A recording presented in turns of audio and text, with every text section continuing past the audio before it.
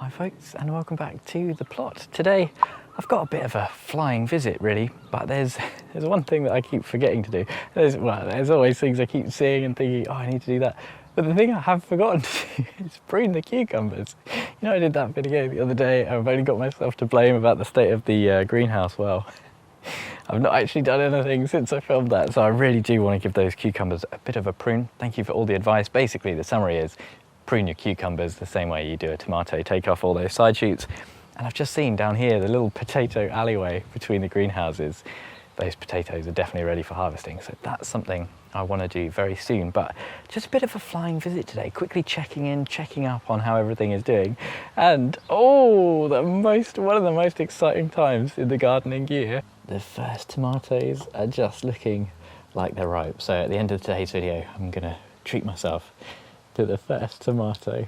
But one of the other things I really want to do today is show you the third plot, because it's been a while since we've been on there, and to be honest, I don't go on the third plot every time I come to the allotment. I only visit it maybe every third visit, so it's quite low on the priorities. So we'll have a look at that and see how everything's doing too.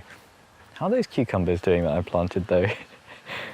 Not great. Hopefully you saw one of the recent gardening vlogs where I just got stuck in, got absolutely loads done. And some of that workload was these 3 cucumbers, these masterpiece. And they're just about hanging on for dear life. The salads, the mixed salad that I planted out, that is still there, so that's good. But yeah, the cucumbers probably not been helped by the fact that we have had a really kind of dreary spell of weather, you know, lots of wind, lots of grey skies, not particularly warm. I know I said the weather wasn't great. I'm just on the way home now. I think it's a big treat though, but yeah, not great. Bit of an understatement, I think. So probably actually a really bad time to plant them out, and they were completely root bound. They were not in a good way. So we'll see how they come. The rest of the plot looking okay. I do really need to get in and give this a weed. I can do that very soon though. I've started it up here, and I've started the mulching as well, because these leeks have just gone in. This bed hasn't been mulched yet, so it still makes sense. Generally, I think you don't want to be applying manure this late in the season. You want to do it early or at winter, but I think it makes sense to do this here. And some of these red lettuce coming on really nice. But let's go and see the third plot. I honestly am a little bit nervous. We've been quite lucky with the weather as well, because there's been such a drought. There's not been much grass growth, so I've not had to get the mower out or the strimmer out too often. And ooh, I can just see it from over here. Some of the beans are climbing up. Let's have a look. Rough around the edges, yes. Completely untamed, not quite. That's not a good sign. That bit of cardboard is meant to be around one of these squash plants. This is basically the squash plot. I think that cardboard has come from here. I can see a lot of established plants. This is good. This is very good. We've got the spuds, squash 1, squash 2. Some of these might be courgettes. We'll take a closer look. That one's trying to escape. This one's growing in a bit more of a correct direction. That one was really piddly, not looking good. Oh, that one, just fell down. That one's looking not amazing. That one's looking pretty good. How are the beans? Looking a little discoloured actually on here. This is Christmas Lima bean. That is not a good colour, but this area, not so great, but these ones at the back, direct sown. Whereas the other ones I just showed you were transplanted. These Borlotti beans really going for it. Looking really healthy. I was a bit worried that they wouldn't find these supports to climb up. But look at that. I'm really, really pleased actually, because I did not have high hopes for this. These ones are the Cobra. Yeah, the Cobra transplants that just went out so late. There's a few beans on there, but one seems to have made it, and then this is the Christmas Lima. Hey, you know, it could be a lot worse. It is a bit of a shame that I never really got round to taming this part of the plot, which is just looking a lot. My auntie and uncle, whose plot this is, they're doing very well.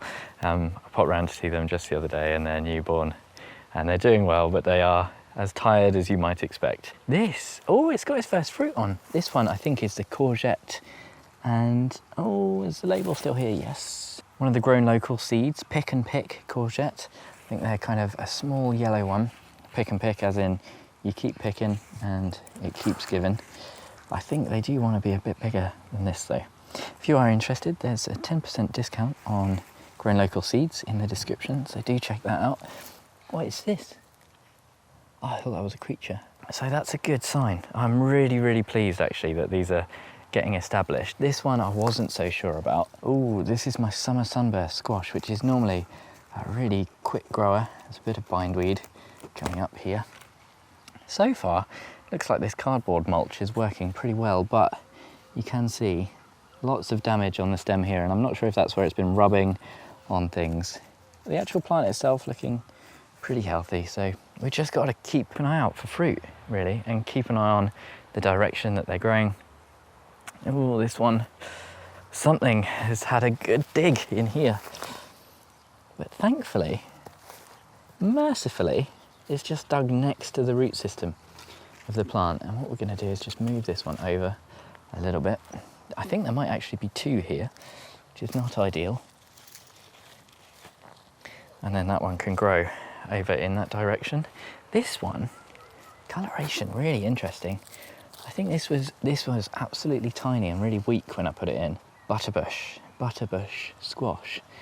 So not much of a bush yet. Something's had a good nibble.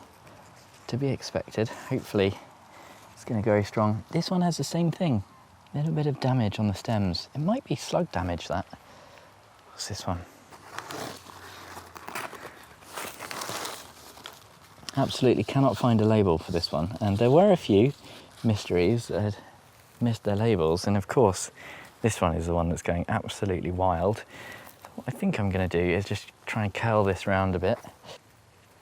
They will start to kind of root into the ground, so don't want to do too much damage or try and pull it round too much. The idea will be to curl it back round that way. Hopefully. Potatoes are looking kind of weird. They're like leggy almost. They've just grown upright. What is that about? I've never seen potatoes do this. It's been a weird year for spuds. They're normally just the easiest thing to grow. Some of them have got flowers on already, probably not a great sign. This has had quite a lot of water. I know that my parents have come over and given this a bit of water. This one, the pumpkin that was gifted to me, looking pretty good. It had a really dodgy start because this matting flopped over. It had a tough start to life, so really glad to see that that's coming. But look at this bindweed. There's just so much of it on this plot. Could be doing that all day, really. Can't see any pumpkins on that one just yet. And what's this one? Oh, once again, there's two in here. This one is another mystery, and it's looking quite poorly, isn't it? I think what I might do is give that one a little foliar seaweed feed, because it really does look like it needs it. Nothing too complicated here, just a quick solution of the seaweed feed into a spray bottle. Just give it a good spray. Apparently, best practice is to do this earlier in the day rather than later, so that the leaves don't sit wet for too long. But loads of wind today, so I'm sure this will evaporate off in no time and the plant can absorb it through its leaves. While I've got it, while I'm here, I might as well give this Christmas lima bean a bit of a go with it too. This is just a good kind of all-purpose fertiliser. If you've got something that's looking a little bit poorly, a foliar feed is, I think, often a good recommended solution. Don't want to go crazy with it, but just a little bit. I know this plot is far from ideal, far away from spectacular, but I am quite proud that I've been able to really stretch myself, put a bit of effort in here to converting this from a completely, it wasn't completely overgrown, but it was going to be, it would be by now, had we not stepped in. And I'm really glad it's looking like it is going to be productive. We're going to hopefully have some pumpkins, loads of squashes, and some more potatoes from here. Now it's just time for me to get in here quickly and do a bit of pruning on these cucumbers. To be honest, with the melons, you can see them down here. The melons are just a bit too crazy for me to tackle. I think I'm going to just leave the melons to do whatever the hell they want. They're right at the side. They're hard to get to. The tomatoes are really starting to bush out too. So I'll just quickly check those for side shoots as well, because I can see some young ones developing. Right. Wish me luck, folks. Wish me luck. Oh, there's some good looking tomatoes in here. They're very exciting. I must admit, folks, I was expecting it to look a little bit more dramatic, but we've now got 2 central leaders on the cucumbers. These are both Honey Plus. I don't need too many of them. It is a shame that they're not fruiting yet, and I think that's because I've not been pruning them. They've just been putting all their energy into bushing out and side shooting. It is a good sign, I think, though, about the health of the soil in this greenhouse. So far, so good, you know, touch wood. Apart from a couple of tomatoes that we've lost in that slightly dodgy patch down there, everything does seem to be growing quite well in this soil, and you never know, when you've never grown in the soil before, you never know what you're going to get. This is just some of the tomato prunings I've just pulled out, and the cucumber too. What I've done with the cucumber is, because some of these had, you know, side shoots that were as big as the main leader, quite often, let me find one. Here's an example. I've just cut the growing tip of this side shoot, basically just in here, and I'm hoping that is the same as a tomato. So when you cut the tip, it will stop growing along there and refocus its energy in the main leader. But what it will allow that to do, because there are loads and loads of little cucumbers all the way down this leader, so it means that they won't be going in the compost or going to waste, and hopefully they'll still fruit. Now it's time. Let's pick this first tomato. Oh, I'm excited. This one is the Sun Gold, which is the one that is prone to splitting. A lot of people say too sweet for them. Just see all the pollen on my hands from the tomatoes. Looks pretty good. I still really vividly remember the first tomato I ever grew, and I think I got the first taste ever on camera for the channel, and hadn't really planned on recording this, but I'm just eating the first one, and oh my god, they are so good.